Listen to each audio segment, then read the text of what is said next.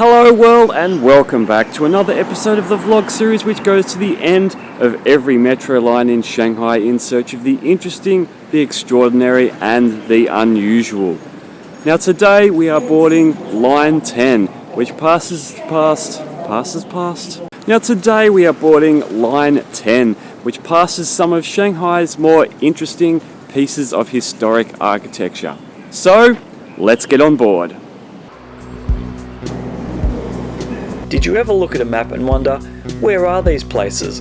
What's out there? Well, maybe it's just me, but I decided it's time to find out.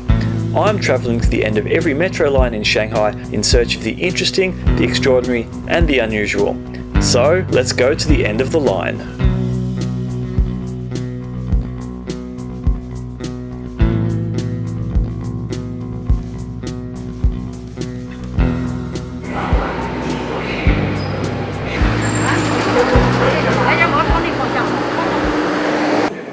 Now line 10 is one of the three branched lines of the Shanghai Metro. We start in Shanghai's west at Hongqiao Railway Station and Hanzhong Road before the lines combine and head under central Shanghai before turning north past Yuyuan Gardens and heading out to Jiangwan. Then finally dipping underneath the Huangpu River and finishing in Pudong at Hailun Road.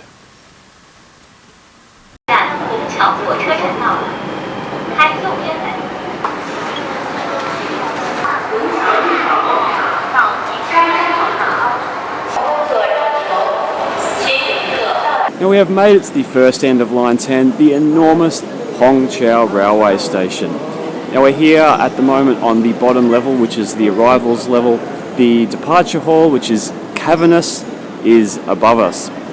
Now they've changed the security protocols here and you can't get into that departure hall without a ticket now. Now fortunately here is some footage I prepared earlier of the enormous departure hall filled with people during the Chinese New Year travel rush.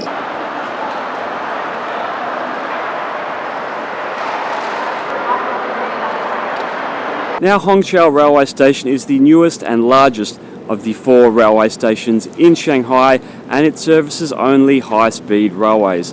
While over here is the Hongqiao CBD, an enormous business district which has sprung up since Hongqiao Railway Station was built. Now on the other side of the railway station it connects directly to the second large terminal of Hongqiao Airport, creating an enormous transport hub for Shanghai here.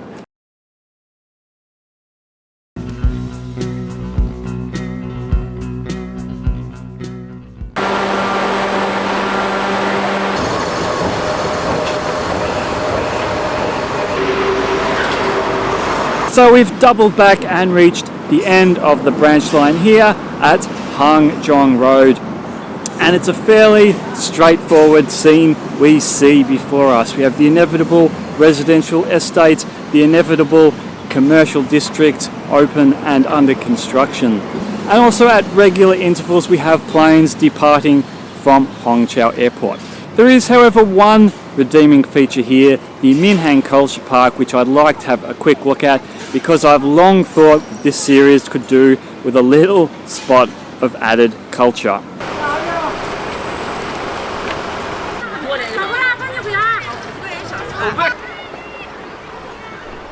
The name Cultural Park seems to be a little bit of a misnomer as it's basically just a park, but it's quite a lovely park at that. It's nicely landscaped. We've got this lake here with paddle boats, people riding four-seater bicycle vehicles around as well.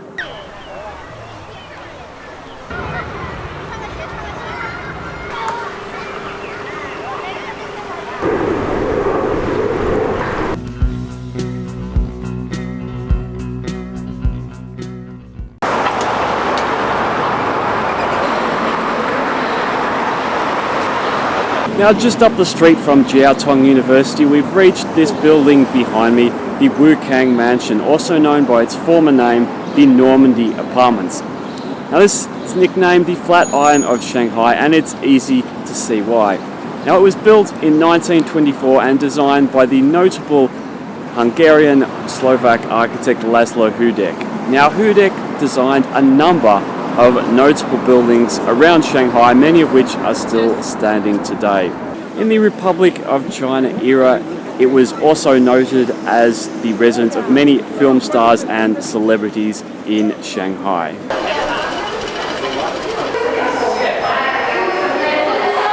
Now, as the building is still filled with private residences, it's not exactly open to the public.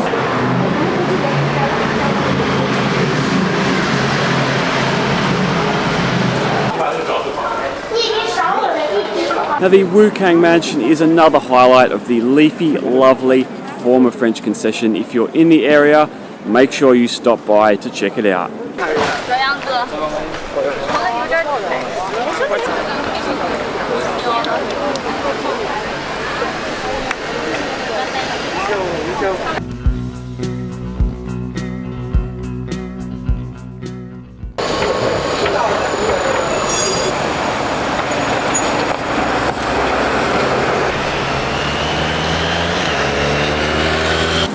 We have alighted at the Yuyuan Gardens, and the gardens themselves are just down there. Now, in the middle of a public holiday long weekend with such lovely weather, I'm sure the gardens will be chock-a-block full of tourists. So instead of following the hordes to the Yuyuan Gardens, instead we're going to head this way in the opposite direction and cut through a little bit of the old town to something equally as historic.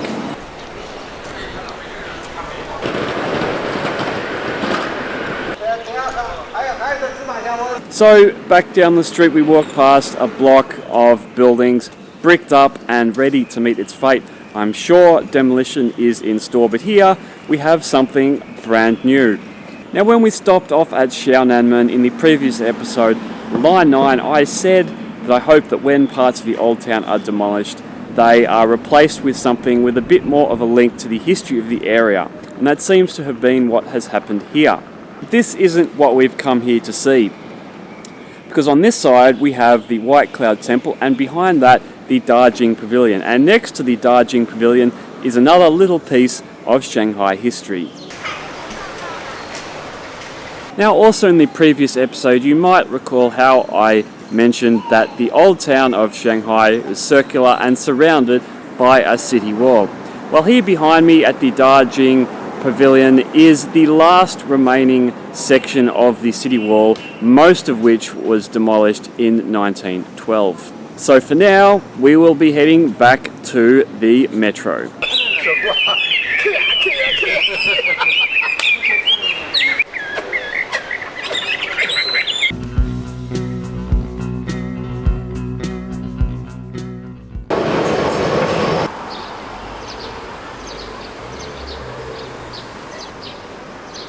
So we have alighted here at Hailun Road in Hongqiao District. Now, Hongqiao District follows one bank of the Huangpu River and was formerly part of the international settlement. Now, a lot of people might know the French concession. Well, the international settlement was where the American and British districts were, which combined into one international settlement. Now, being alongside the Huangpu River, Hongqiao District has traditionally been fairly industrial. And just down here is a great and very unique example of that industrial heritage.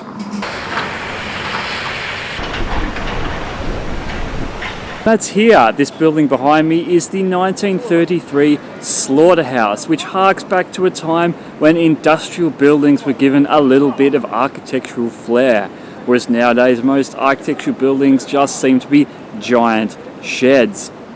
Now, as the name suggests, this building was built in 1933 and was used as the slaughterhouse here in Shanghai, the largest in Shanghai at that time. Now, when it was closed, it was left abandoned for many years. Squatters moved in, but then in 1998 it was finally restored and renovated into the complex it is today, filled with shops and cafes. So let's go inside and take a look.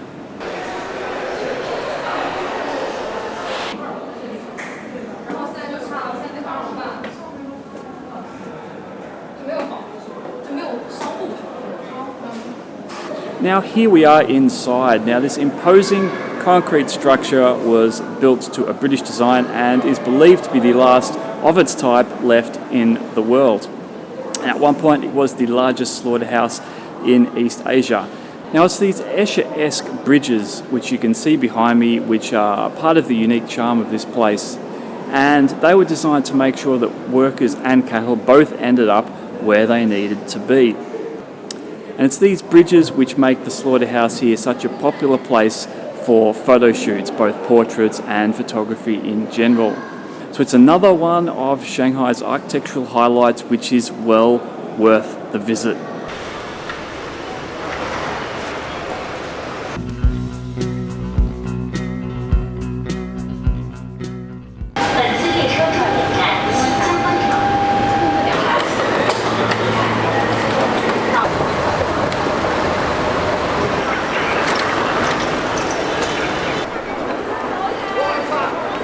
Now our next stop is here at Jiangwan Stadium. There is the stadium itself behind me, which is an athletic stadium and also a large oval stadium, and as such is notable for playing host to the Australian Football League, the AFL, over the last few years. Of course, not this year.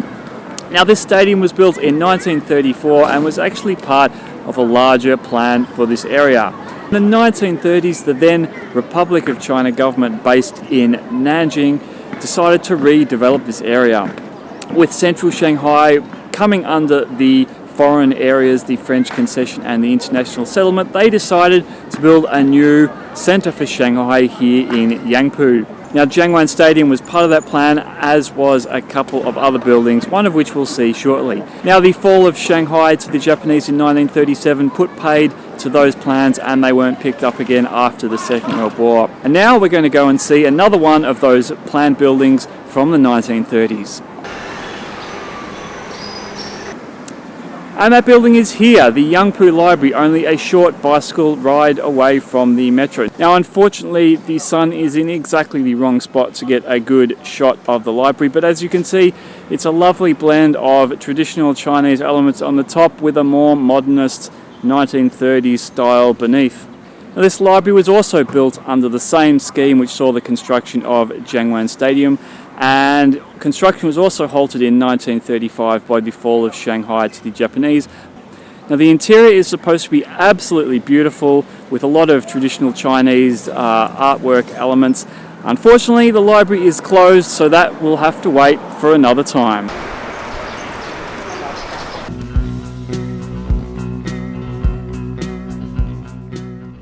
Next stop is the terminal station, Xinjiangwancheng.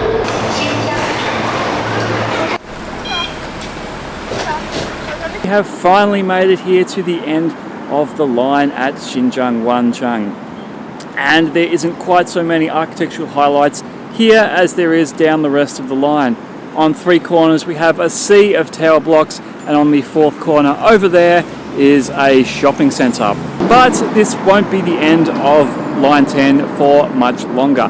There is an extension which has been under construction for a while and is scheduled to open before the end of this year, heading further north underneath the Huangpu River to Hongqiao in Pudong, where it will link up with Line 6. So I filmed that part of Line 10 back in May 2020, and of course life in 2020 overtook me somewhat. But now in 2021 I am back on this project at last, and I am back here at Xinjiangwancheng because the Line 10 extension has finally opened. So I'm off now to see what is now the end of the line for Line 10.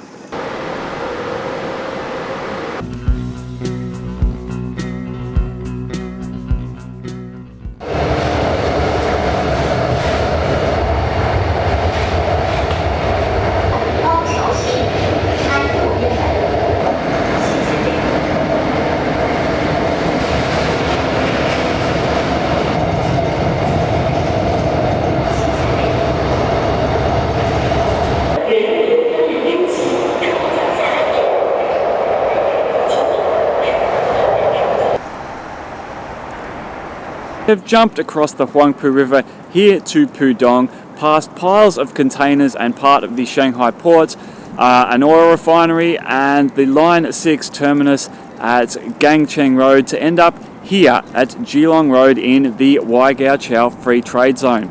Now Jilong Road is sandwiched in between the Gaoqiao power station on that side and the Waigaoqiao CBD, a small cluster of tower blocks, while the Line 6 station, North Waigaoqiao Free Trade Zone, is just down the street.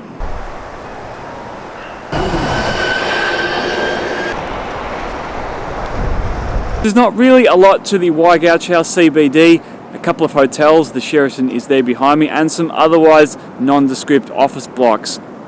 Now, the Waigaoqiao Free Trade Zone was set up in 2013, as I pointed out on my Line 6 vlog, which if you haven't seen, you should go and check out.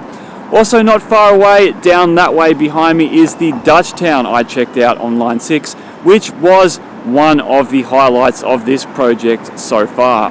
And the mouth of the Yangtze isn't far away either, just over there next to the power plant and the port.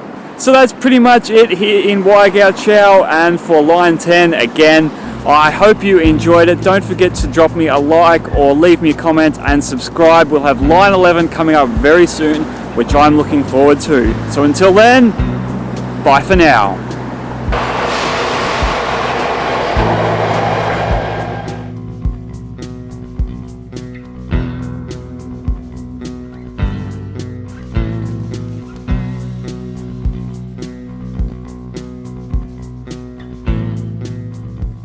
We're now at the terminal station.